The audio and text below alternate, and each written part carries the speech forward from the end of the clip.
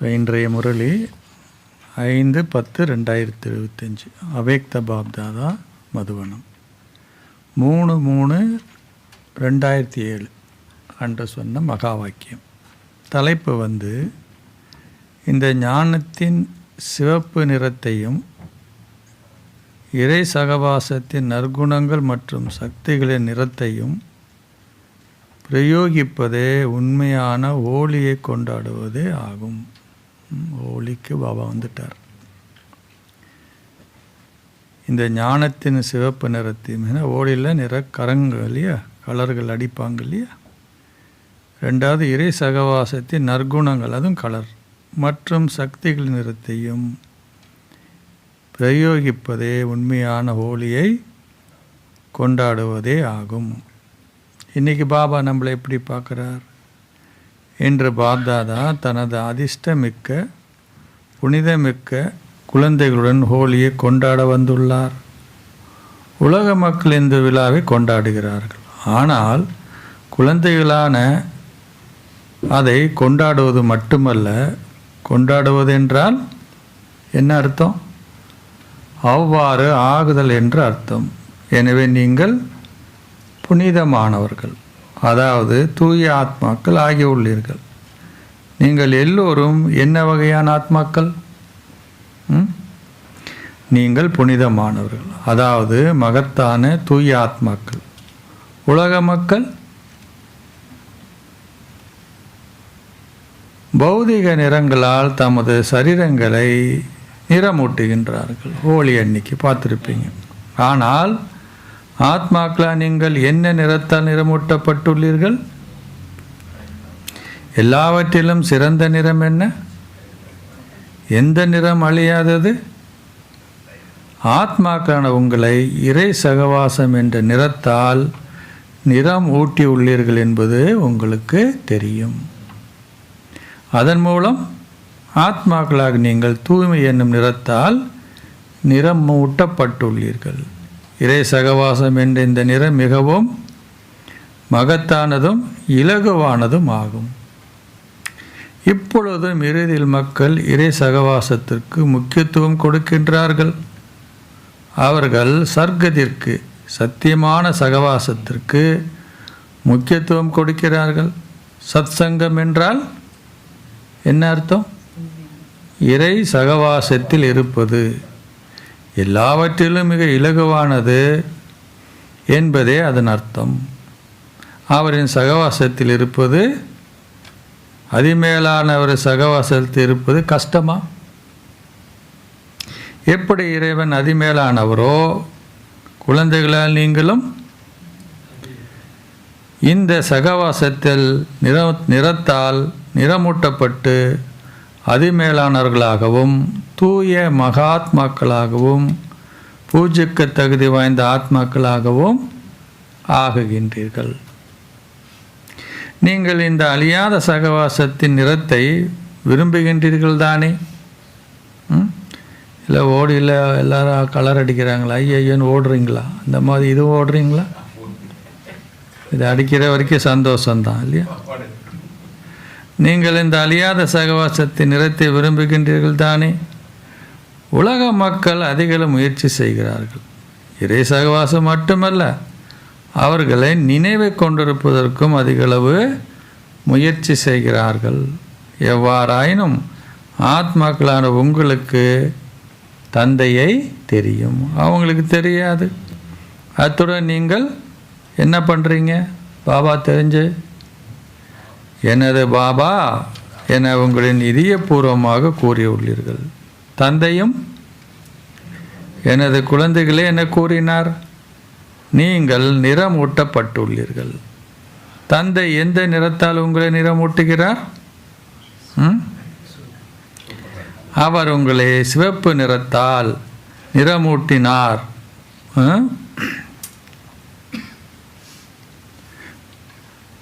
குலாப் வழிபடுவதற்காக விசேடமாக பயன்படுத்தும் சிவப்பு பொடி, இப்படி ஒரு பொடி இருக்குதாமா, குலால். அவர் உங்களை நற்குணங்களாலும் சக்திகளாலும் நிறமூட்டினார். அந்த நிறத்தால் நீங்கள் என்னாகிறீங்க?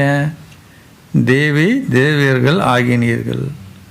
அதனால் இப்பொழுதும் கலியுக கடைசியிலும் உங்களின் தூய ரூபங்கள் தேவாத்மாக்கள் ரூபத்தில் வழிபடப்படுகின்றன. பலர் தூய ஆத்மாக்கள் ஆகுகிறார்கள், பல மகாத்மாக்களாகவும் புண்ணிய ஆத்மாக்களாகவும் ஆகுகின்றார்கள். ஆனால் என்ன? தேவதேவர்கள் ரூபத்தில் உங்களின் தூய்மை எத்தகையது என்றால், ஆத்மாக்களாக நீங்களும் தூய்மையாகுகின்றீர்கள், உங்களின் சரீரங்களும் தூய்மையாகுகின்றன. உங்களிடம் எப்படி இத்தகைய மேன்மையான தூய்மை ஏற்பட்டது? சகபாடைய நிறத்தினாலேயே.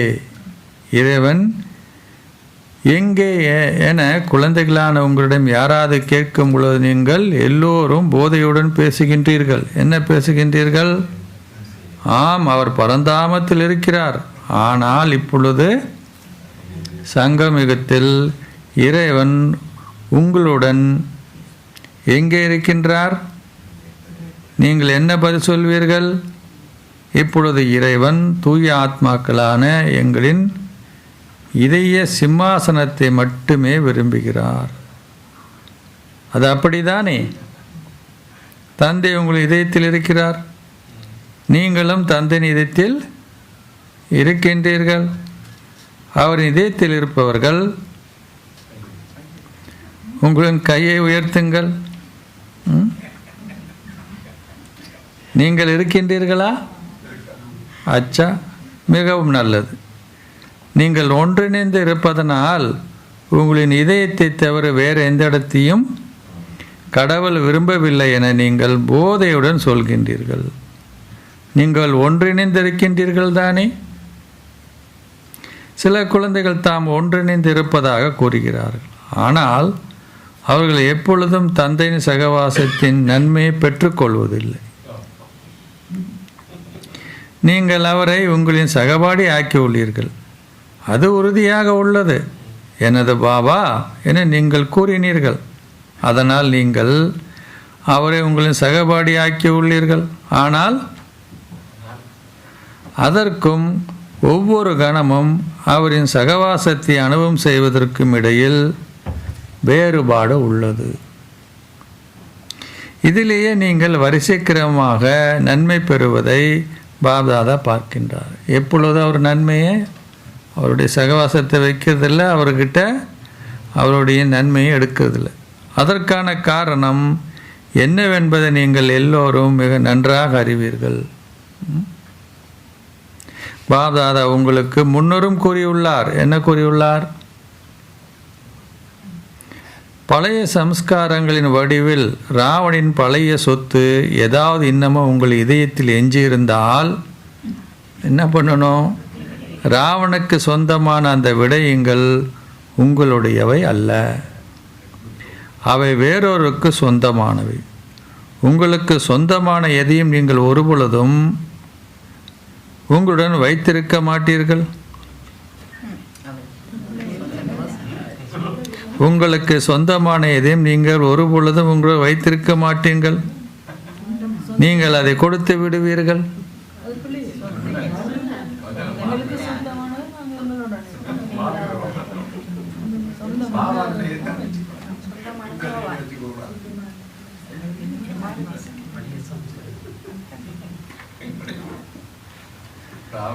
அப்படி நீங்க எழுதியிருக்கிறாங்க.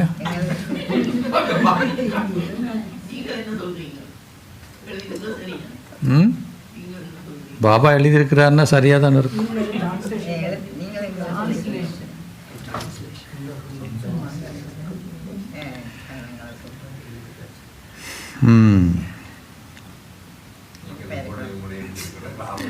மற்றவர்களுக்கு சொந்தமான எதுவும் நீங்கள் ஒரு பொழுதும் உங்களுடன் வைத்திருக்க மாட்டீர்கள்.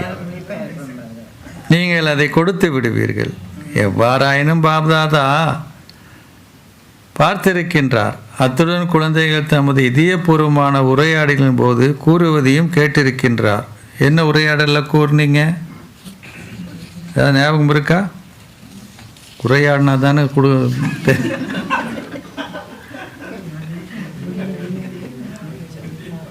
பாபா, நான் என்ன செய்வது? எனது சம்ஸ்காரங்கள் எப்படி இருக்கிறது?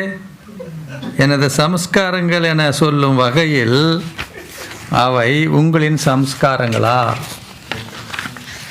சரிதான். இது எனது பழைய சம்ஸ்காரம், எனது பழைய சுபாவம் என்று சொல்லுவது சரியா?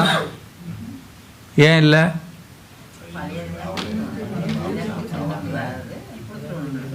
ஏன் பழையது இல்லை?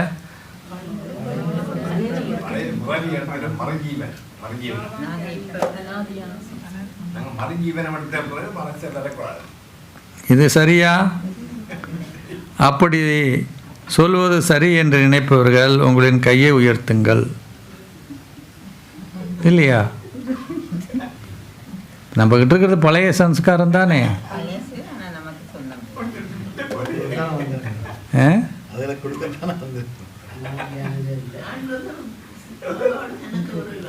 ஏதோ ஒருத்தர் 2 பேருக்கு கொஞ்சம் சொன்னீங்க அந்த ஆன்சரை, மற்றவங்கள நீ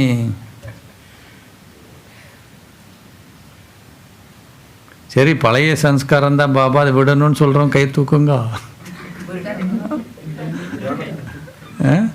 கை தூக்குங்க பார்க்கலாம். ஆமாம், அது விடணும் தான் அது அப்படின்றதும் கை தூக்குங்க.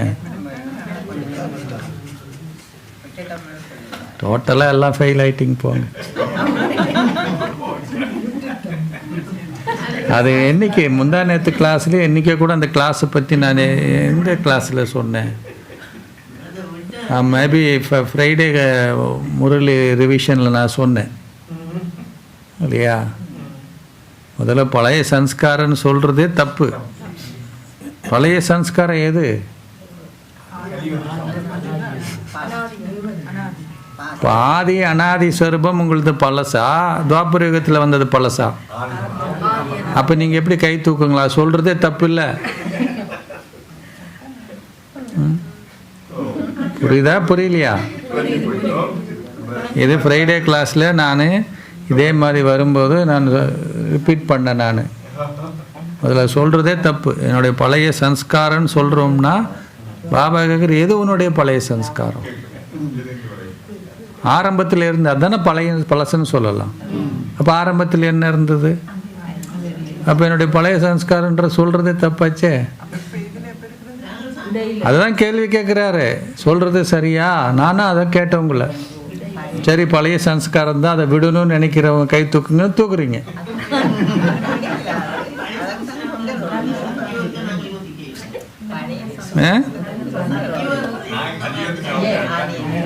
அது யோசிக்க வேண்டாம் இல்லையா?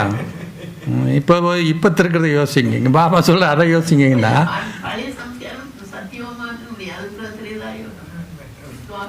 பழசுன்னு எது?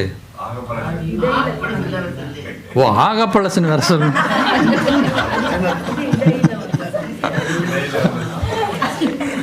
ஆக பழசுன்னு சொன்ன பரந்தாமன் தான். இப்போ என்ன ஒரு ஞானம் போங்க. சரி விடுங்க.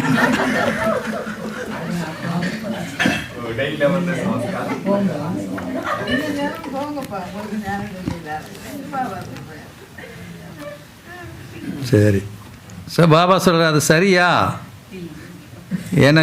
இது எனது பழைய சம்ஸ்காரம், எனது பழைய சுபாவம் என சொல்வது சரியா? இது சரியா? அப்படி சொல்வது சரி என நினைப்பவர்கள் கையை உயர்த்துங்கள். உங்கள் எவரும் கையை உயர்த்தவில்லை. அப்படி என்றால் ஏன் அப்படி சொல்கின்றீர்கள்? அவங்கெல்லாம் புத்திசாலி போல் இருக்கு. எங்கே இருக்கு?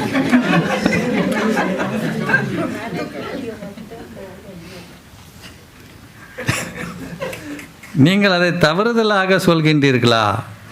நீங்கள் மரணித்து வாழ்வதால் இப்பொழுது உங்களின் குடும்ப பெயர் என்ன? உங்களின் கடந்த பிறவின் குடும்ப பெயர் உங்களுக்கு இருக்கிறதா, அல்லது பிகே என்பதே உங்களின் குடும்ப பெயரா? உங்களின் குடும்ப பெயர் என்று எதை எழுதுகின்றீர்கள்? பிகே அல்லது இன்னார் என்றா? நீங்கள் மரணித்து வாழ்வதால் எப்படி பழைய சம்ஸ்காரங்கள் உங்களுடையதாகும்? பாபா இப்படி வரார். நம்ம அப்படி போனால் இவர் இங்கே செத்துட்டேன்றார். அப்போது நீங்கள் எங்கே வந்துட்டீங்க? சங்கமத்துக்கு வந்துட்டீங்க இல்லையா? அப்போ உங்களுடைய இது உங்களுக்கு அப்பா அம்மா யார்? இறைவன் தானே. பழைய சம்ஸ்காரம் உங்களுடையதாகும். பழைய சம்ஸ்கார் வேறொருக்கு உரியவை, அவை உங்களுடையவை அல்ல. எனவே இந்த ஹோலியின் போது நீங்கள் எதையாவது எரிப்பீர்கள் தானே. ஹோலியில் ஏதாவது எரிக்கப்படுகிறது, அத்துடன் அவர்கள் நிறமூட்டப்படுகிறார்கள். எனவே இந்த ஹோலியில் நீங்கள் எல்லோரும் எதை எரிப்பீர்கள்?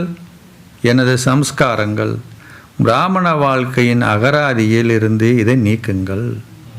எனது சம்ஸ்காரங்கள் என்றத பிராமண வாழ்க்கையின் அகராதியிலிருந்து இதை நீக்குங்கள்.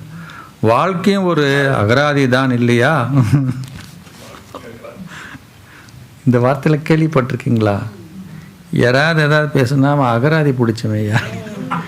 நான் ஊரில் கேள்விப்படலையே, உங்கள் ஊரில் இப்படி சொல்லுவாங்களா? எனவே இப்பொழுது உங்களின் எண்ணங்களின் மட்டுமல்ல, உங்களின் கனவுகளேனும் ஒரு பொழுதும் பழைய சம்ஸ்காரங்களை உங்களின் சம்ஸ்கார நினைக்காதீர்கள். இப்பொழுது தந்தையின் சம்ஸ்காரங்கள் எவையோ அவையே உங்களின் சம்ஸ்காரங்களும். உங்களின் லட்சியம் தந்தைக்கு சமமானவராகுவது என நீங்கள் எல்லோரும் சொல்கின்றீர்கள் அல்லவா? எனவே நீங்கள் எல்லோரும் உங்களின் இதயபூர்வமாக இந்த திடச்சங்கற்பமான எண்ணத்தை உங்களுக்கு சத்தியம் செய்துள்ளீர்களா? தவறுதலேனும் எனது என ஒரு பொழுதும் சொல்லாதீர்கள். எனது எனது என நீங்கள் சொல்லும் பொழுது அந்த பழைய சம்ஸ்காரங்கள் தமது அனுகூலத்தை எடுத்துக்கொள்கின்றது. எனது என நீங்கள் சொன்னதும் அவை உங்களுடனேயே குடியேறி விடுகின்றன. அவை உங்களை விட்டு போவதில்லை. பாப்தாதா உங்கள் எல்லோரையும் இந்த ரூபத்தில் காண விரும்புகின்றார். உங்களுக்கு இது தெரியும். நீங்கள் அதை ஏற்றுக்கொண்டும் இருக்கின்றீர்கள். ஒவ்வொரு குழந்தையும் நெற்றில் சிம்மாசனத்தில் அமர்ந்தவராக ஒரு சுயராஜ்ய அதிகாரம் உள்ள சுயராஜ்ய அதிகாரி குழந்தையாக இருப்பதையே பாப்தாதா காண விரும்புகின்றார். தங்கியிருக்கும் குழந்தைகளாக அல்ல. அவர் உங்களை சுயராஜ்ய அதிகாரி குழந்தையாக கட்டுப்படுத்தும் சக்தியையும் ஆளும் சக்தியும் கொண்டவராக, அத்துடன் ஒரு மாஸ்டர் சர்வ சக்திவானாகவும் பார்க்கிறார். நீங்கள் உங்களை என்ன ரூபத்தில் பார்க்கின்றீர்கள்? இந்த ரூபத்தில் தானே. நீங்கள் உங்களுக்கே அதிபதிகள், அப்படிதானே? நீங்கள் தங்கியிருப்பவர்கள் இல்லை அல்லவா? நீங்கள் எல்லோரும் தங்கியிருக்கும் ஆத்மாக்கள், எல்லோரையும் உரிமை உள்ளவர்களாக ஆக்குபவர்கள். நீங்கள் தங்கியிருக்கும் ஆத்மாக்களின் மீது கருணை கொண்டு அவர்களையும் உரிமை உள்ளவர்களாக ஆக்குபவர்கள். எனவே நீங்கள் எல்லோரும் இங்கே ஹோலியை கொண்டாட வந்துள்ளீர்கள், அப்படிதானே? நீங்கள் எல்லோரும் அன்பனும் விமானத்தில் இங்கே வந்திருப்பதை பார்த்து பாப்தாதா மகிழ்கின்றார். உங்கள் எல்லோரிடமும் இந்த விமானம் உள்ளது தானே? உங்களிடம் இந்த விமானம் உள்ளது தானே? என்ன விமானம்? நீங்கள் பிறவி எடுத்தவுடனேயே ஒவ்வொரு பிராமணருக்கும் பிறந்த நாள் பரிசாக என்ன கொடுத்தார் பாபா? மனம் எனும் விமானத்தை பாப்தாதா வழங்கி உள்ளார். என்ன விமானம்? எனவே உங்கள் எல்லோருடமும் மனம் எனும் விமானம் உள்ளதல்லவா? நீங்கள் இதற்காக உங்களின் கைகளை மிக நன்றாக உயர்த்துகின்றீர்கள். இது ஓகேயா பாபாக்கு? இது ஓகேயா? பெட்ரோல் ஓகேயா? ரெக்கைகள் ஓகேயா? அதை ஆரம்பிப்பதற்கான சாவி ஓகேயா? இவை அனைத்தும் நீங்கள் சோதித்தீர்களா? இது எத்தகைய விமானம் என்றால் ஒரு வினாடியில் அதனால் என்ன பண்ணும்? எவ்வளோ தூரம் போகும்? உலகங்களுக்கும் பயணம் செய்ய முடியும். சரி, அதுக்கு ரெக்கைகள் என்ன? தைரியம் மற்றும் ஊக்கம். ஊக்கம் என்ற இரண்டு ரெக்கைகளும் நன்றாக இருந்தால் ஒரு வினாடியில் அதை ஆரம்பிக்க முடியும். அதை வைப்பதற்கான சாவி என்ன? எனது பாபா. நீங்கள் எனது பாபா என்று சொன்ன உடனேயே உங்களின் மனம் என்ற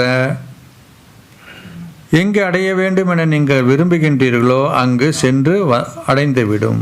இரண்டு ரெக்கைகளும் நன்றாக இருக்க வேண்டும். என்ன ரெண்டு ரெக்கைகள்? ஊக்கம், உற்சாகம். நீங்கள் ஒரு பொழுதும் தைரியத்தை இழக்கக்கூடாது. ஏன்? பாப்தாதாவின் சத்தியமும் ஆசீர்வாதமும் என்னவென்றால், என்ன அது சத்தியவாதமும் ஆசீர்வாதம்? நீங்கள் தைரியமாக ஒரு அடி எடுத்து வைக்கும் பொழுது தந்தை 1000 அடிகளுடன் உங்களுக்கு உதவி செய்வார். ஒரு சம்ஸ்காரம் எவ்வளோ பலமாக இருந்தாலும் ஒருபொழுதும் தைரியத்தை இழக்காதீர்கள். ஏன்? சர்வசக்திவான் தந்தையே உங்களின் உதவியாளர். நீங்கள் ஒன்றிணைந்திருக்கின்றீர்கள், அதனால் அவர் எப்போதும் பிரசன்னமாக இருக்கின்றார். சர்வசக்திவானின் ஒன்றிணைந்த தந்தையின் மீது தைரியமான உரிமையை கொண்டிருந்து உறுதியாக இருங்கள். இது நடக்கவே வேண்டும். தந்தை என்னுடையவர், நான் தந்தைக்கு சொந்தமானவன். ஒருபொழுதும் இந்த தைரியத்தை மறக்காதீர்கள். அப்பொழுது என்ன நடக்கும்? நான் இதை எப்படி செய்வது, கைசே என நீங்கள் நினைக்கும் பொழுது அது மாறிவிடும். அதற்கு பதிலாக இதை இப்படி செய்யுங்கள், என்ன ஐசே என்று ஆகுங்கள். எப்படி என்னால் இதை செய்ய முடியும், நான் என்ன செய்வது என்பதாக இருக்கக்கூடாது. இல்லை, இது இந்த முறையில் ஏற்கனவே பூர்த்தியாகிவிட்டது இல்லையா? கைசேனா என்ன, எப்படின்றது, எப்படி செய்கிறது. ஐசேனா இப்படி செய்கிறது. யாரையா கேட்குறீங்க வச்சுக்கோங்க, கைசே கர்னா அப்படின்னா எப்படி செய்யணும்? அவர் சொல்கிறார் ஐசே கர்னா, இப்படி பண்ணணும். அவர் சொல்கிறாரு இனிமேல் நீங்கள் கேள்வி கேட்கக்கூடாது, எப்படி பண்ணணும். அது ஏற்கனவே நீங்கள் என்ன பண்ணியிருக்கிறீங்க, இந்த மாதிரி பண்ணியிருக்கீங்க, இதை நான் செய்கிறேன், அது நடக்கும். அது நடக்க வேண்டிய உள்ளது. தந்தை எப்படியும் உதவி செய்வார் என நீங்கள் நினைக்கின்றீர்கள். எனவே ஏற்கனவே பூர்த்தியாகிவிட்டது. புத்தியில் உறுதியான நம்பிக்கை வைத்திருப்பவர்களுக்கு என்ன கிடைக்கும்? உதவி செய்ய தந்தை கடமைப்பட்டுள்ளார். நீங்கள் அதன் வடிவத்தை சிறிது மாற்றி விடுகிறீர்கள். எப்படி? நீங்கள் தந்தையின் மீது உரிமை கோருகின்றீர்கள், ஆனால் அதன் வடிவத்தை மாற்றி விடுகின்றீர்கள். பாபா, நீங்கள் உதவி செய்வீர்கள் தானே, நீங்கள் அதை செய்ய கடமைப்பட்டுள்ளீர்கள் தானே, நீங்கள் செய்வீர்கள் தானே என்பதை நீங்கள் சேர்த்து கொள்கின்றீர்கள். எப்படி? பாபா சொல்கிறாரு, முதல்ல கேள்வி கேட்டுடுறோம் அவரை, நீ செய்வியா, நான் காலை வைக்கலாமா வேண்டாவா? நம்பிக்கையுள்ள புத்தி கொண்டிருப்பவர்களுக்கு வெற்றிக்கு உத்தரவாதம் உள்ளது. ஏனென்றால் ஒவ்வொரு குழந்தையும் பிறந்த உடனேயே பாப்தாதா அவர்கள் நெற்றிகளில் வெற்றி திலகத்தை இட்டுள்ளார்.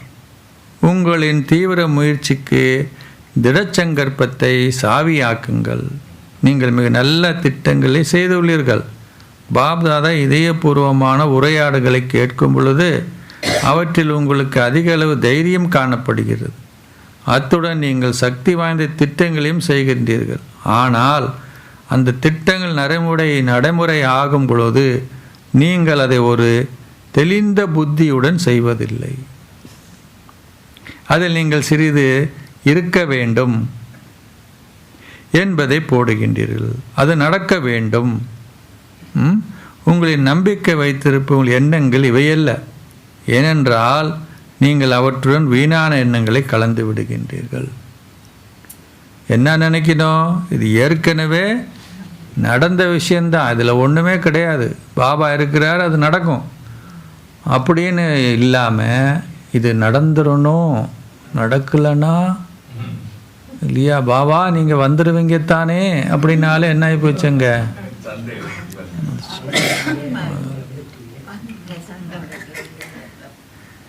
இப்பொழுது காலத்திற்கேற்ப நீங்கள் தெளிந்த புத்தியை கொண்டவர்களாகி உங்களின் எண்ணங்களை நடைமுறையாக ஆக்க வேண்டும்.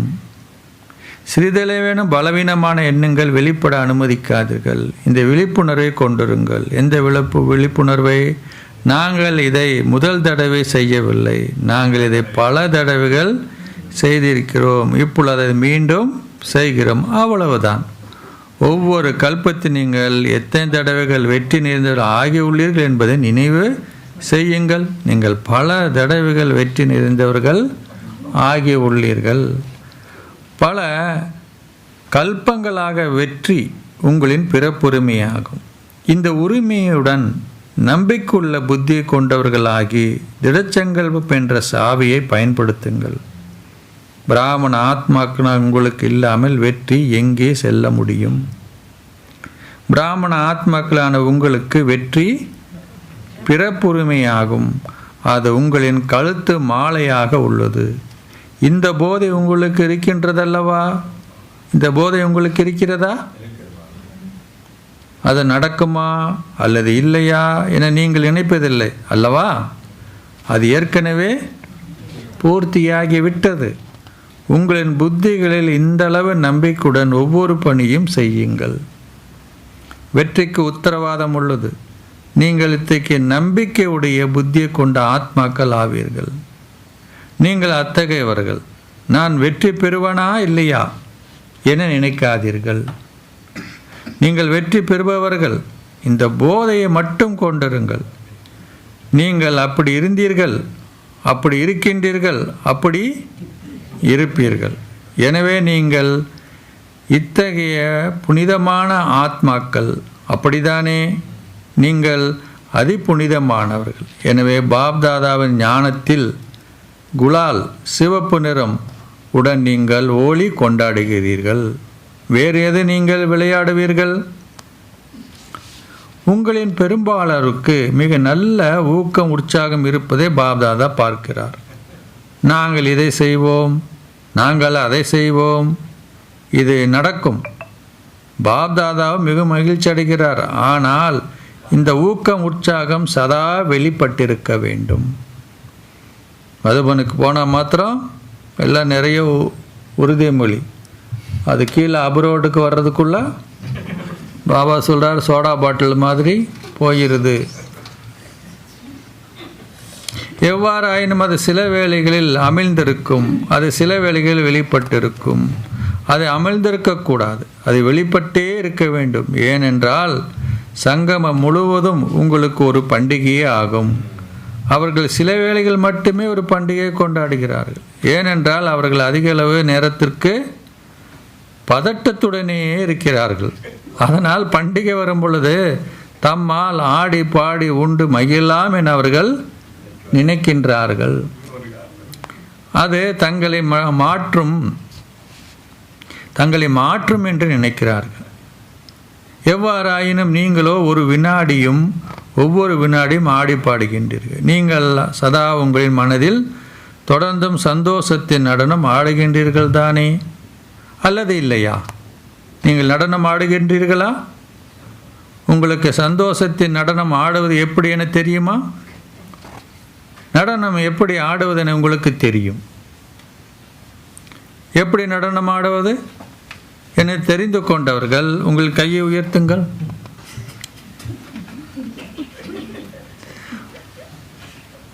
பாபா மம்மாவுக்கு வெக்கம் வந்துருச்சு. பாபா நான் எப்படி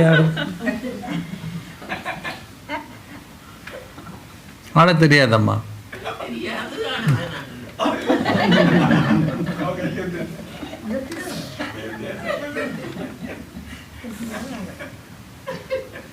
பாபா சொல்ல கையை உயர்த்துங்க. பாபா தெரியும் நடனம் எப்படி ஆடுவது உங்களுக்கு தெரியும். அப்படி நடனம் ஆடுவது என தெரிந்து கொண்டவர்கள் உங்களுக்கு கையை உயர்த்துங்கள். எப்படி நடனம் ஆடுவது உங்களுக்கு தெரியும், நல்லது. எப்படி நடனம் ஆடுவது என்பது தெரிந்திருந்தால் பாராட்டுக்கள். எனவே நீங்கள் சதா நடனம் ஆடுகின்றீர்களா அல்லது சில வேளைகளை மட்டும் ஆடுகின்றீர்களா?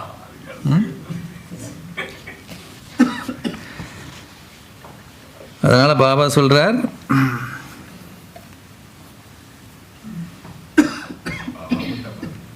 ஆமாம், பாபாதா இந்த வருடத்திற்காக உங்களுக்கு வீட்டு வேலை கொடுத்துள்ளார். என்ன வீட்டு வேலை கொடுத்துள்ளார்? இந்த 2 வார்த்தைகளை ஒருபொழுதும் நினைக்காதீர்கள். எந்த 2 வார்த்தைகள்? சில வேளைகள் ஏதோ ஒன்று. நீங்கள் அதை செய்துள்ளீர்களா அல்லது சில வேளைகளில் இன்னமும் இருக்கிறதா? சில வேளைகளில் மற்றும் ஏதோ ஒன்று இப்போது முடிவடைய வேண்டும். எப்படி பாபா சொல்லார்? இந்த 2 வார்த்தை, சில வேளைகளில். என்ன பாபா எப்போது? சில வேளையில் அப்படி ஆயிடுது பாபா. மற்றும் ஏதோ ஒன்று, ஏதோ ஒரு காரணம் இல்லையா, இப்படி காரணம் கேட்பாங்கள்ல, இது ஒரு காரணம் சொல்லிடுவோம் இல்லையா. அப்படி நடனம் ஆடுவதில் களைப்பு அடைதல் என்ற கேள்வியே இல்லைங்கிறார். நீங்கள் எப்படி நடனம் ஆடினது? நீங்கள் படுத்திருந்தால் என்ன, வேலை செய்து கொண்டிருந்தால் என்ன, நடந்து கொண்டிருந்தால் என்ன, அல்லது அமர்ந்திருந்தால் என்ன, உங்களாலோ இந்த சந்தோஷ நடனம் ஆட முடியும். அத்துடன் நீங்கள் தந்தையுடன் இருந்து பெற்றுள்ள பேறுகளின் பாடல்களையும் உங்களால் பாட முடியும். ரெண்டும் பாடணும் செய்யணும், ஆடவும் செய்யணும். ஒன்று பத்தாது அவருக்கு. உங்களை அந்த பாடலை தெரியும் அல்லவா, உங்களுக்கு அந்த பாடலை தெரியும் அல்லவா. எல்லோருக்கும் அந்த பாடலை தெரியும். சிலருக்கு வார்த்தைகளால் ஆன பாடலை தெரியும், ஏனையோருக்கு அது தெரியாமல் இருக்கும். ஆனால் எல்லோருக்குமே பேறுகளின் பாடல், தந்தையின் குணங்களின் பாடல் தெரியும். எனவே ஒவ்வொரு நாளும் என்னது, ஒரு பண்டிகையே. பண்டிகைனா ஆடல் பாடல் இல்லையா. ஒவ்வொரு கணம் ஒரு பண்டிகை. சதா ஆடி பாடுங்கள். பாபா உங்களுக்கு செய்வதற்கு என்ன வேறு எந்த வேலையும் கொடுப்பதில்லை. பாபா செய்வதற்கு வேறு எந்த வேலையும் கொடுப்பதில்லை. இந்த வேலையை மட்டுமே நீங்கள் செய்ய வேண்டும். எந்த வேலை? ஆடி பாடுங்கள், அவ்வளவுதான். அச்சா, நீங்கள் ஹோலியை கொண்டாடுகின்றீர்கள் தானே. இப்பொழுது நீங்கள் நிறங்களுடனும் ஹோலி கொண்டாடுவீர்களா? அச்சா, பக்தர்கள் உங்களை பிரதி செய்வார்கள், அப்படிதானே. நீங்கள் இறைவனுடன் ஹோலி கொண்டாடுகிறீர்கள். அதனால் பக்தர்களும் தேவர்களான உங்களில் யாராவது ஒருவருடன் ஹோலி கொண்டாடுகின்றார்கள். உலக ரீதியில் நிறைய கோயில். இன்று சிறு குழந்தைகள் இமெயில்கள், கடிதங்களை அனுப்பி உள்ளார்கள். அத்துடன் அவர்கள் தொலைபேசியிலும் அழைத்துள்ளார்கள். என்ன வசதிகள் இருந்தாலும் அந்த வழிமுறைகளால் அவர்கள் வாழ்த்துக்களை தெரிவிக்கின்றார்கள். நீங்கள் இதை அனுப்ப நினைத்த கணமே அது பாப்தாதாவை வந்தடைந்து விட்டது. எவ்வாறாயினும் எங்கு உள்ள குழந்தைகளாகி நீங்கள் எல்லோரும் விசேடமாக நினைவு செய்கின்றீர்கள். நீங்கள் பாபாவை நினைவு செய்கின்றீர்கள். பாப்தாவை அதற்கு பதிலாக என்ன பண்ணுறார்? ஒவ்வொரு குழந்தையையும்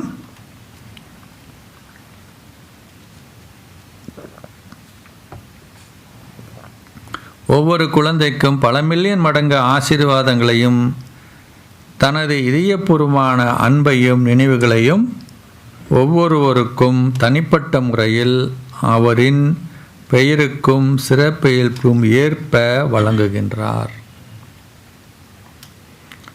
டிரான்ஸ் செய்தியாளர் ஒருவர் பாபாவிடம் செல்லும் பொழுது ஒவ்வொருவரும் தனிப்பட்ட முறையில் தனது நினைவுகளை வழங்குவார்கள்.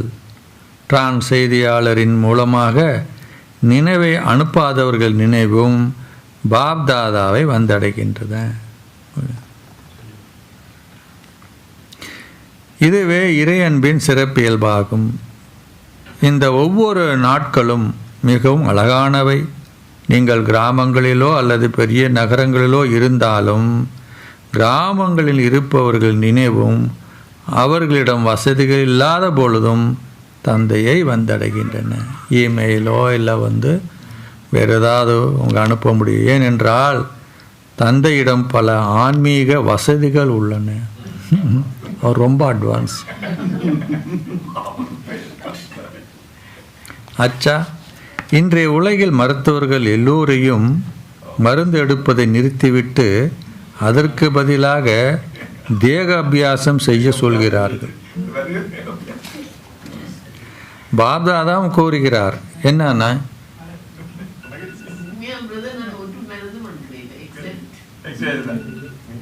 சரி பாபா உங்களுக்கு இப்போ என்ன சொல்கிறார்? போராடுவதை நிறுத்துங்கள், சிரமப்படுவதை நிறுத்துங்கள். நாள் முழுவதும் அவ்வப்பொழுது 5 நிமிடங்களுக்கு உங்களின் மனதிற்கு அபியாசம் கொடுங்கள். 1 நிமிடம் அசரீரியானவராகுங்கள். 1 நிமிடத்திற்கு தேவதையாகுங்கள். 1 நிமிடத்திற்கு சகலகலா வல்ல சேவையாளர் ஆகுங்கள். ஒவ்வொரு தடவும் 5 நிமிடங்களுக்கு நாள் முழுவதும் இந்த மன அபியாசத்தை செய்யுங்கள். அப்பொழுது நீங்கள் என்றும் எப்படி இருப்பீங்க? ஆரோக்கியமானவர்களாக இருப்பதுடன் சிரமப்படுவதிலிருந்தும் பாதுகாக்கப்படுவீர்கள். இது சாத்தியம்தானே? மதுபனத்தை சேர்ந்தவர்கள், மதுபனமே அத்திவாரமாகும். மதுபனத்தின் அதிர்வலைகள் தானாக எங்கும் சென்றடைகின்றன.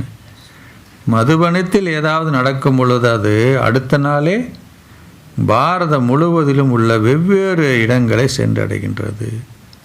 மதுபனத்தில் பல வசதிகள் உள்ளன. அது நல்லதோ அல்லது ஏதாவது முயற்சியோ எதுவும் மறைந்திருக்காது. எனவே மதுபனம் எதை செய்தாலும் அந்த அதிர்வலைகள் எங்கும் இயல்பாகவும் இலகுவாகவும் பரவும். முதலில் மதுபனவாசிகள் வீணான எண்ணங்களை நிறுத்த வேண்டும். இது சாத்தியமா? நீங்கள் எல்லோரும் முன்னால் அமர்ந்திருக்கின்றீர்கள் அல்லவா? மதுபனவாசிகளே, உங்களின் கையை உயர்த்துங்கள். எனவே வீணானவை எல்லாவற்றையும் முடிப்பதற்கு மதுபனவாசிகளான நீங்கள் உங்களுக்கிடையே ஒரு திட்டத்தை செய்ய வேண்டும். பாப்தாதா உங்களின் எண்ணங்களை முடிக்க வேண்டும் என பாப்தாதா சொல்லவில்லை. ஆனால் வீணான எண்ணங்கள் எல்லாவற்றையும் முடிக்கும்படியே கூறுகிறார். அவற்றில் எந்தவித நன்மையும் இல்லை, துயரம் மட்டுமே உள்ளது. இது சாத்தியமா?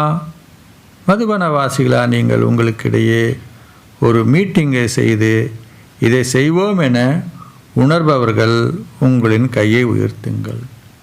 நீங்கள் அதை செய்வீர்கள், நீங்கள் அதை செய்ய வேண்டும் என்று உணர்ந்தால் உங்கள் கையை உயர்த்துங்கள். 2 கைகளையும் உயர்த்துங்கள். வாழ்த்துக்கள். பாப்தாதா தனது இதயபூர்வமாக உங்களுக்கு வாழ்த்துக்களை தெரிவிக்கின்றார். வாழ்த்துக்கள். மதுபனை சேர்ந்தவர்களுக்கு தைரியம் உள்ளது. அவர்களால் தாம் விரும்பியதையும் செய்ய முடியும். மற்றவர்களையும் உங்களால் அதை செய்விக்க முடியும். மதுபனத்தில் சகோதரிகளும் இருக்கின்றார்கள். சகோதரிகளே, உங்களின் கைகளை உயர்த்துங்கள். உங்களின் கையை உயர்த்துங்கள். மீட்டிங் வையுங்கள். தாதிகளே, அவர்களோடு மீட்டிங் வையுங்கள்.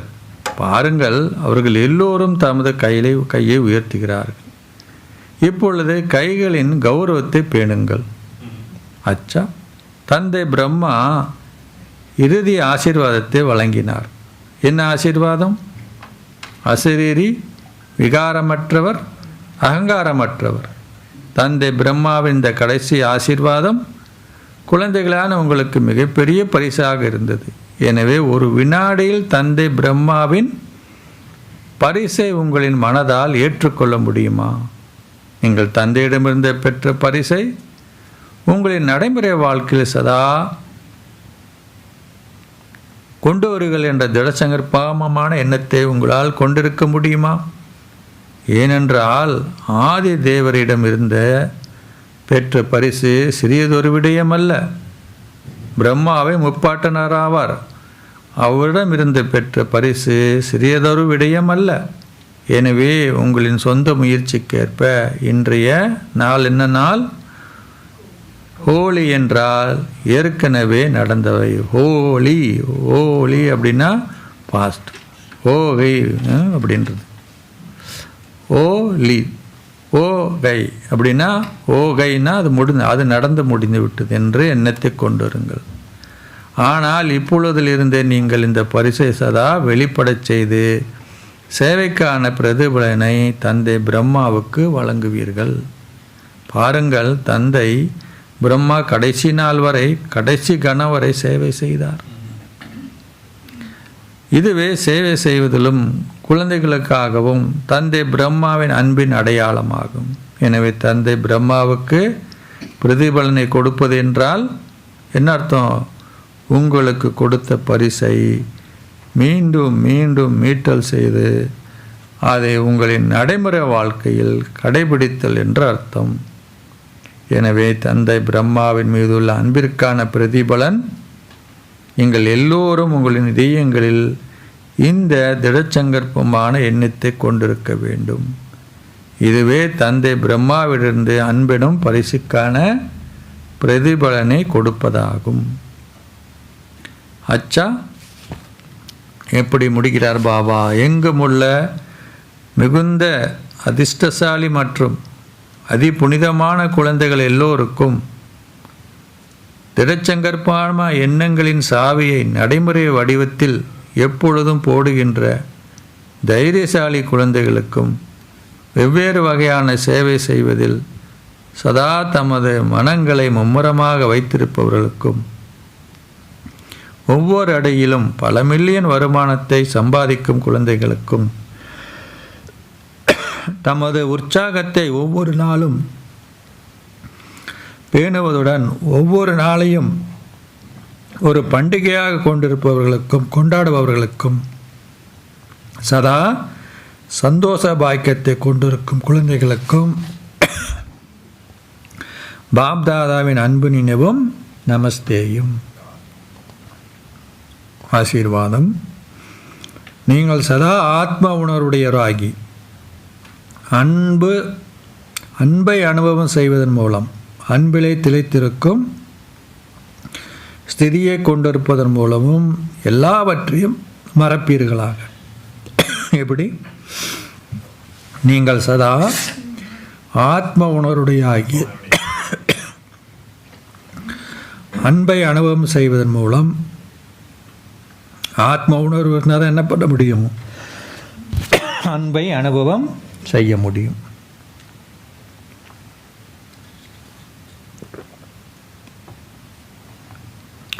அன்பிலே திளைத்திருக்கும் ஸ்திதியை கொண்டிருப்பதன் மூலம் எல்லாவற்றையும் மறப்பீர்களாக.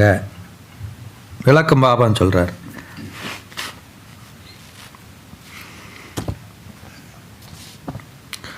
உங்களில் விழிப்புணர்விலும் உங்கள் ஸ்திதியிலும் அன்பு இருக்க வேண்டும். அதனால் உங்களின் செயல்கள், வார்த்தைகள், தொடர்புகள், உறவுமுறைகள் நீங்கள் அன்பிலே திளைத்திருப்பீர்கள். அப்பொழுது நீங்கள் ஏனி அனைத்தையும் மறந்து ஆத்ம உணர்வுடையவர்கள் ஆகுவீர்கள். அன்பானது தந்தையுடன் உங்களை ஒரு நெருக்கமான உறவு முறையில் கொண்டு வருவதுடன் உங்களை ஒரு முழுமையான துறவியாகவும் ஆக்கும். அன்பெனும் இந்த சிறைப்பியல்பாலும் அன்பிலே திளைத்திருக்கும் இந்த ஸ்திதியாலும் உங்களால் ஆத்மாக்கள் எல்லோருடைய பாக்கியத்தையும் அதிர்ஷ்டத்தையும் வெளிப்பட செய்ய முடியும். இந்த அன்பே அதிர்ஷ்ட பூட்டின் சாவியாகும். இதுவே மாஸ்டர் சாவி.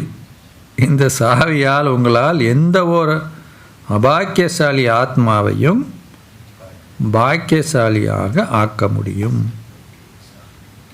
ஸ்லோகம். உங்களின் சொந்த மாற்றத்திற்கான கணத்தை நீங்கள் நிச்சயம் செய்யும் பொழுது உலக மாற்றம் தானாகவே நடக்கும். உங்களின் சொந்த மாற்றத்திற்கான கணத்தை நீங்கள் நிச்சயம் செய்யும் பொழுது உலக மாற்றம் தானாகவே நடக்கும். அவ்யக்த சமிஞ்சை. யோக சக்திகளுடன் உங்கள் மனதால் உங்களுடனும் மற்றவர்களுடன் பரிசோதனை செய்யுங்கள். மனதின் சக்திக்கான கண்ணாடி எது? உங்களின் வார்த்தைகளும் செயல்களும் ஆகும்.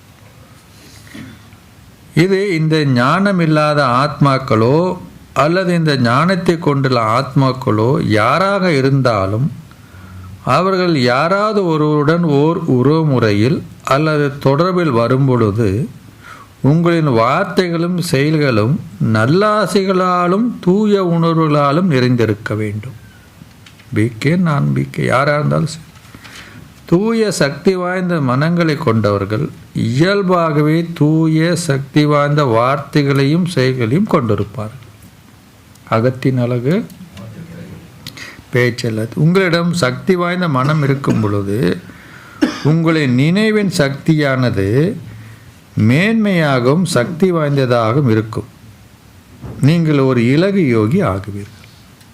மனது சக்திசாலியாக இருக்குதுன்னா என்ன தெரியுது?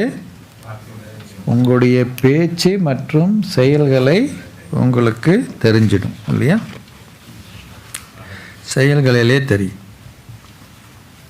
அதனால் என்ன பண்ண சொல்கிறார்? நீங்கள் உங்களுக்குள்ள குட் விஷஸ் பியூர் ஃபீலிங் உங்களுக்குள்ள எப்போதுமே இருக்கணும் இல்லையா? அது உங்களுக்கையும் பரிசோதனை பண்ணணும், கூடவே என்ன பண்ணணும், மற்றவர்களையும் நம்ம எப்படி இருக்குதுன்றத செய்யணும். அச்சா, ஓம் சாந்தி. ஸோ இன்றைக்கி பாபா நமக்கு என்ன சொல்கிறார்?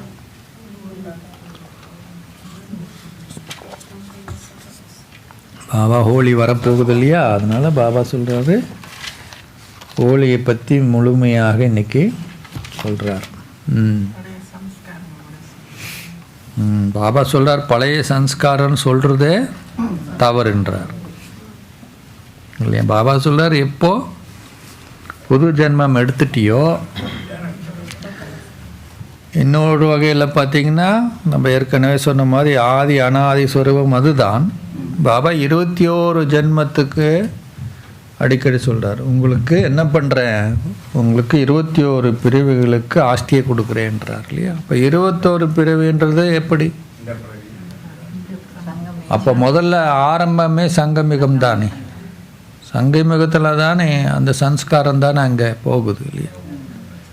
அப்போ நீங்கள் எப்படி சொல்ல முடியும் ஆதி சன்ஸ்காரம்? ஆதிங்கிறது இங்கே தான் ஆரம்பிக்குது இல்லையா? அதுக்கப்புறம் சத்தியுகம் வருது. அதனால் என்றைக்கு நீங்கள் சங்கமிகத்துக்கு வந்துட்டீங்களோ நீங்கள் சொல்ல முடியாது போன ஜென்மத்தில் யார் யார் நம்ம கூட இருந்தாங்கன்னு தெரியுமா? தெரியாது இல்லையா? வேற ஒரு ரூபத்தில் பக்கத்தில் இருக்கலாம், அது வேறு விஷயம். இவங்க தான் தெரியாது.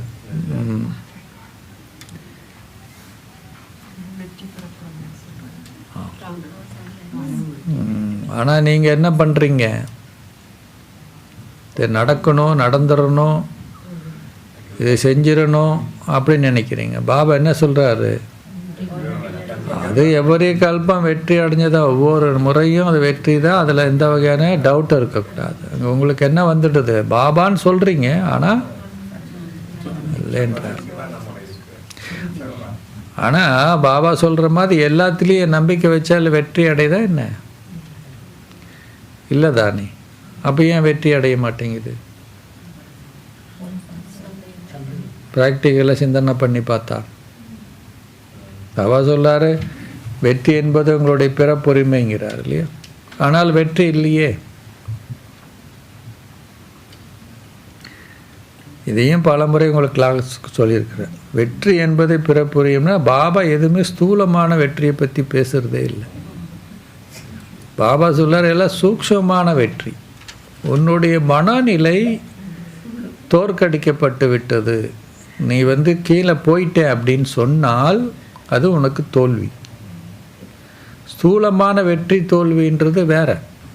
உடல் ரீதியில் ப்ராப்ளம் வருது, உறவு மூலியமாக பிரச்சனை வருது, நம்ம கணக்கு இருக்குது இல்லையா? ஒரு ப்ரோக்ராம் பண்ணுறோம், அதில் நம்ம நினைக்கிற மாதிரி நடக்கலை, அதை பற்றி இல்லை பாபா பேசுகிறது. வெற்றி தோல்வி என்பது அதில் ஆகக்கூடிய அதன் காரணமாக நீ உன் மனதால் நீ தோல்வி அடைஞ்சிட்டியா, உன்னுடைய குஷி சந்தோஷம் எல்லாம் போயிட்டதா? அப்போ போயிட்டதுன்னா என்ன அர்த்தம்?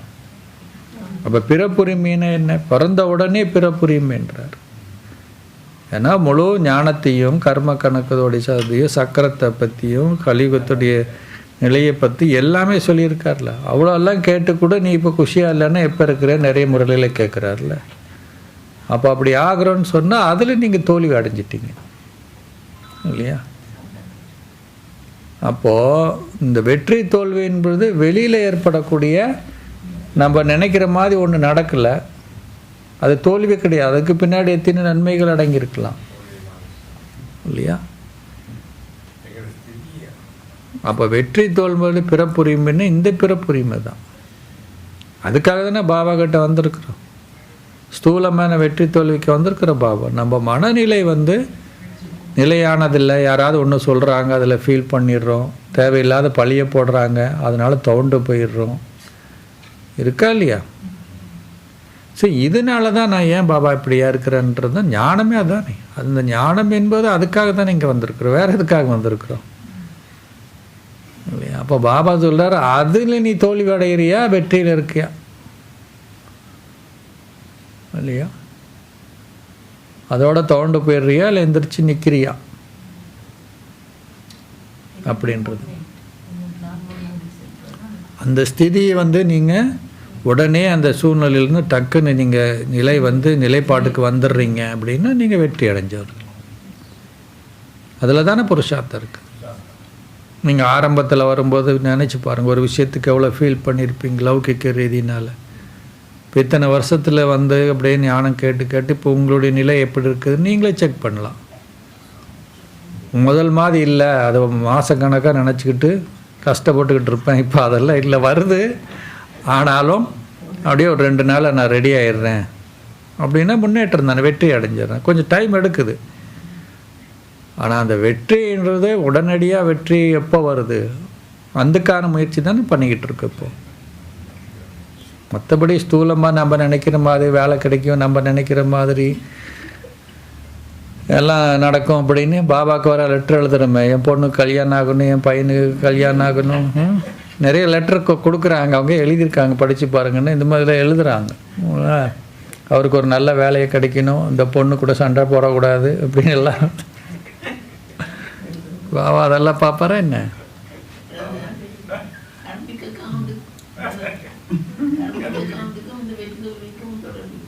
எல்லாத்துக்கும் உண்டு. இருந்தாலும் அதில் நீங்கள் தோல்வி அடையக்கூடாதுன்றது தான் பாபாவுடைய ஞானம் இல்லையா? நமக்கு அண்டர்ஸ்டாண்டிங் இருக்குதுல்ல. முதல்ல ஏன் வந்துச்சு, எதுக்கு வந்துச்சு, இப்படி வரக்கூடாது இல்லையா அப்படின்னு தானே தோணுச்சு. இப்போ அப்படி இருக்கா? எல்லாத்தையும் ஏற்றுக்கக்கூடிய மனம் வந்துருக்கு. ஏற்றுக்கிறீங்கனாலே அதை நீங்கள் வெற்றி அடைஞ்சிட்டிங்க தானே அர்த்தம்.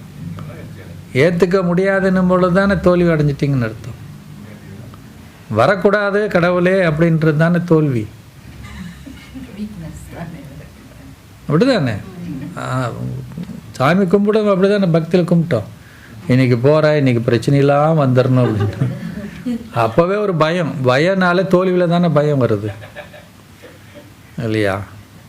உயிர்ப்படாக பாபா சொல்லார், அது வெற்றி தான். நீ என்ன வேணால் சொல்லு, நீ என்ன தான் முயற்சி பண்ணு, பார்க்கல நான் மூட் ஆஃப் ஆகிறேன் நான் அப்படின்னு இருந்தீங்கன்னா யூ ஆர் ஏ கிரேட் இல்லையா? எதுக்கு டெய்லி சாகணும், ஒரே முட்டை செத்துற வேண்டியதானே. அதான் பாபா சொல்லார்ப்போ, நான் உங்களை எதுக்காக வந்திருக்கேன்னா மறுஜீவா ஜென்மம், சாகடிக்கிறது தான் வந்திருக்கேன்றார். எந்த சாகடிக்கிறதுக்கு இல்லையா? தேக அபிமானம் தானே இதெல்லாம். தேக அபிமானத்தினர் தானே நம்ம என்னங்கிறோம், அடிக்கடி சாக மாட்டேன்றோம். பாபா சாகடித்தாலே எந்திரிச்சு நிற்கிறோம். அது எப்படி கொஞ்சம் வேணும் தானே, அட்டாச்மெண்ட் இல்லாமல் எப்படி ஒரு வாழ்க்கையா அப்படின்னு எதையோ ஒன்று வச்சுக்கிறோம். பாக்கெட் மணி வேணுங்கிறார் நிறைய முறையில். கொஞ்சம் இருக்கணும் தான், எதுக்கும் அது அப்படியே ஒரே முட்டை விட்டுற முடியுமா, இருக்கட்டும் கொஞ்சம் சொல்கிறாரு. அதனால் பாபா சொல்கிறாரு, வெற்றி தோல்வி என்பது இல்லையா உங்களுடைய பிறப்புரிமைங்கிறார். பாபா சிலதெல்லாம் சொல்கிறாரு, நான் மாயை செக்ரட்டரியாக வச்சுருக்கிறேன், நீ பயந்துட்டு ஓடியா வந்தானே எனக்கே வெக்கமாகுது. மாய்க்கு சொல்கிறேன், இன்னும் 4 குத்தாது அப்படின்றாரு. என்ன இவ்வளோ நாள் ட்ரைனிங் பண்ணி கடைசியில் நீ என்னடானா திருப்பி ஒரு அடி அடிக்காமல் ஓடியார, ஏதாவது அடித்தா அது வரணும் இல்லை, நீ 10 அடி அடித்தா அடி. இன்றைக்கி சொல்கிறாரு, பின்னாடி இருக்கிறது யார், நீ வீக்காவா இரு பரவாயில்ல, உன் கூட இருக்கிறது யார் பாத்தியா? நம்ம ஊரில் அப்படி தானே, சும்மா அப்படியே துள்ளுவோம். அப்படியே நம்ம பார்த்தா தெரியும், ஒரு அடி அடித்தா விழுந்துருவான்னு, இருந்தாலும் கை வைக்க மாட்டாங்க. ஏன்னா பின்னாடி நின்றுப்பான் ஒருத்தன், அவனை கை வச்சா நம்மளை தீர்த்துருவான்னு தெரியும். அதனால என்ன பண்ணுறது, அவன் சும்மா துள்ளுவான். ஏய் என்ன நினச்சிட்டு இருக்கேன் மனசுக்குள்ள நினச்சி, உன்னை ஒரே ஒரு அடி தான், கோழி குஞ்சுமாக இருக்கிறேன் அப்படின்னு நினைப்போம். ஆனால் கை வைக்க முடியாது. அதான் பாபா சொல்கிறார், பின்னாடி நிற்கிறல்ல நான், நீ ஏன் போய் அம்மா, சில டைம் அப்படி தான் இல்லையா, அம்மா பாபா நான் வீக்கான ஆள் தான், நீ இருக்கிற சும்மா மோதி பார்க்குறேன் நான். அப்போது இதெல்லாம் பாபா சொல்ல, அந்த மாதிரி ஒன்று உணர்வுக்குள்ளே இருக்கா இல்லையா? தைரியம் பாபா கிட்ட இருக்கார், கூட இருக்கார், நீ தைரியமாக பண்ண அப்படிங்கிறார் இல்லையா.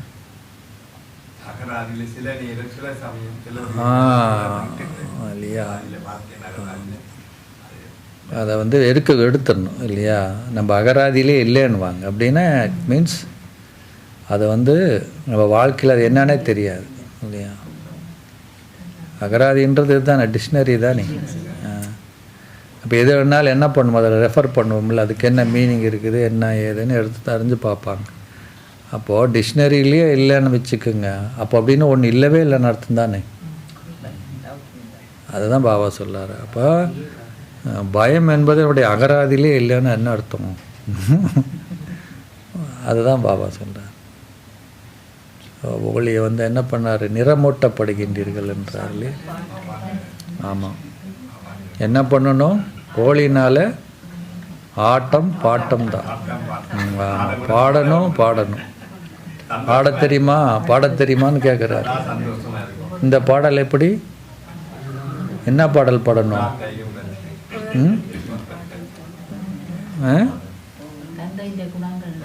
ஆமாம், தந்தையோடைய குணங்களுடைய, தந்தைகிட்ட இருந்த பிராப்தியை பற்றி, தந்தைகிட்ட கொண்ட பேறுகளை பற்றிய பாட்டை வந்து நீங்கள் பாடணும் இல்லையா.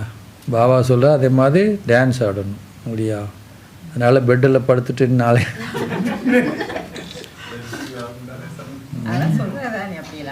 யாராவது பார்த்தா நீ என்ன அது ஒன்று வேஞ்சி நின்று ஆடினா பரவாயில்ல, அது நான் பெட்டில் பாடுறேன். ஆமாம், பாபா சொன்னார் பெட்டில் ஆட சொன்னார், பாட சொன்னார் இல்லையா. எப்படியாவது ஞானம் வேற சொல்லுன்றார் எல்லாத்துக்கும் போய் இல்லையா. ஸோ பாபா சொல்ல இந்த ஆடல் பாடல்ன்றது நீங்கள் ஸ்தூலமானது கிடையாது இல்லையா. எப்போதுமே இது யாருக்கு ஆட தெரியாது பாட தெரியாதுன்னு சொல்லக்கூடாதுன்றார். ஹோலி என்றாலே பலதெல்லாம் என்ன பண்ணணும், அவ்வளோதான். பொதுவாக அப்படி தான் பண்ணுவாங்க, பழைய துணிகளும் குப்பைகள்லாம் எரிச்சிடுவாங்க முழுமையாக. அப்போ பாபா சொல்ல பாஸ்ட் இஸ் பாஸ்ட், அவ்வளோதான், எரிச்சிருங்க, திரும்பியும் அது பண்ணாதீங்க அப்படிங்கிறார். பாபா சொல்கிறார் இல்லையா. இந்த விமானத்துக்கு ஊக்கம் உற்சாகின்ற ரக்கைகள், சாவி வந்து பாபா அப்படின்னு தான் சாவி இல்லையா அப்படிங்கிறாரு. அப்புறம் திடசங்கல்பம், திடசங்கல்பம் எதுக்கு ஒப்பிட்டாரு,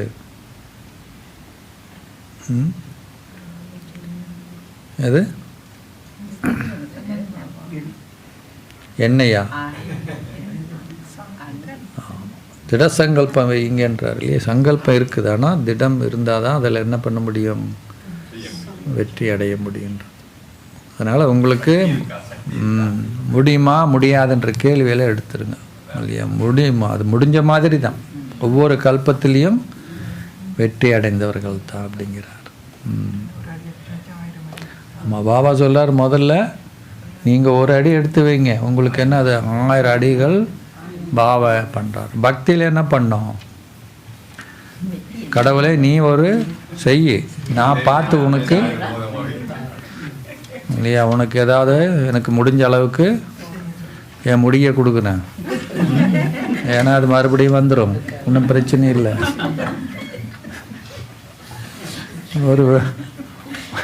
ஒரு விரலை கொடுக்கணுன்னு வேண்டுங்களா பார்ப்போம், ஒரு சுண்டு விரலை கொடுத்துட்றேன் இல்லையா, அதெல்லாம் சொல்ல மாட்டோம்.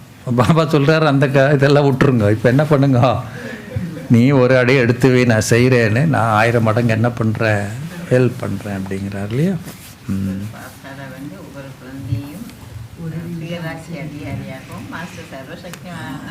மாத்துறாரு, அதாவது ரூலிங் பவர் கண்ட்ரோலிங் பவர் இல்லையா, அதை நம்ம பார்க்க விரும்புகிறாருன்றார் பாபா.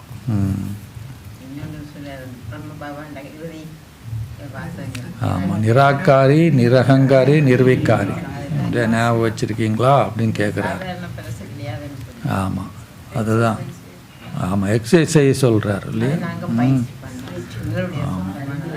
உலக ரீதியாக மருத்துவர்கள் சொல்கிறாங்களாம், எவ்வளோதான் மருந்து சாப்பிட்றது, எக்ஸசைஸ் பண்ணுங்கள் ஆரோக்கியமாக இருங்கன்றார். பாபா சொல்கிறார் இங்கே என்ன பண்ணணும், ம்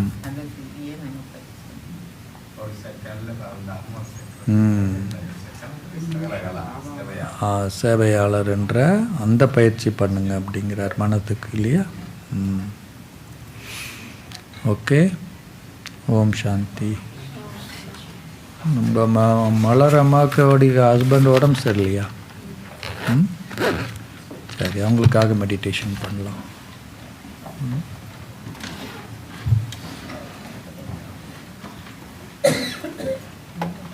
எல்லோரும் அந்த தீபாவளி லிங்க் அனுப்பிச்சிருக்கு பாருங்கள், ஜிசிஹெச்சில் போட்டிருக்கு. வர்றவங்கெல்லாம் ஃபில்லப் பண்ணுங்க. வர முடியாதவங்க இல்லைன்னா எழுத முடியாதவங்க பேராது கொடுங்க, இல்லைன்னா யாருக்கா சொல்லி அதில் அந்த லிங்க்கில் எழுதுங்க. யாருக்காவது கேளுங்க ஃபில் பண்ணவங்களுக்கு. சும்மா ஒரு 2-3 தான் அது வரி இல்லையா, அந்த லிங்க்கை டச் பண்ணாலே வரும்.